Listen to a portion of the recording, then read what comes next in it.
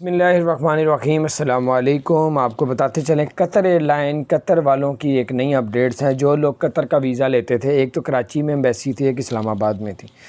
Qatar का जो लोग भी वीज़ा लेते थे और उनको अपॉइंटमेंट मिल जाती थी, कतर की जो अब वीज़े की अपॉइंटमेंट है इतनी लेट मिल रही है, सितंबर की मिल रही है, सितंबर 2021 की, यानी कितनी आगे मिल रही।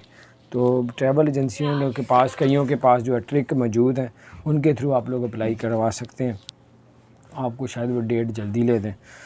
उसके अलावा आपको बताते चलें कि दुबई में जो है अब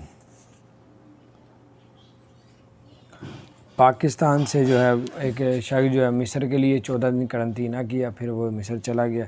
उसके अलावा आपको बताएं पाकिस्तान की 15 जुलाई को फ़्लाइट ओपन हो रही है।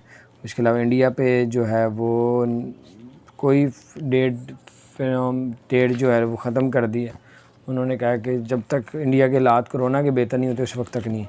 उसके अलावा दुबई शारजा को मैंने कहा कि जिन लोगों की गाड़ियों पे 3000 दिरहम जुर्माना है और अगर वो अपने जुर्माने पे नहीं करेंगे तो 48 घंटे से पहले जुर्माने पे नहीं करेंगे तो उनकी गाड़ियों को ज़ब्त कर लिया जाएगा, गाड़ियों को तोड़ वापस नहीं मिलेगी 48 घंटे के बाद। तो 12 जिनके 3000 दिरहम से ऊपर जुर्माने वो पे करें, अपनी गाड़ियों को वापस लें।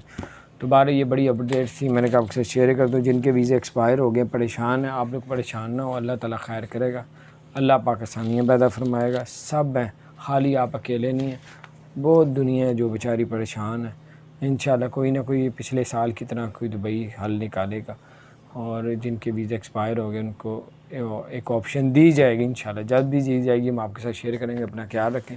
चैनल को सब्सक्राइब नहीं किया, सब्सक्राइब कर दें, बेल आइकन प्रेस कर दें ताकि नई सी अपडेट्स आप तक पहुँचती रहें। चैनल को सब्सक्राइब करें।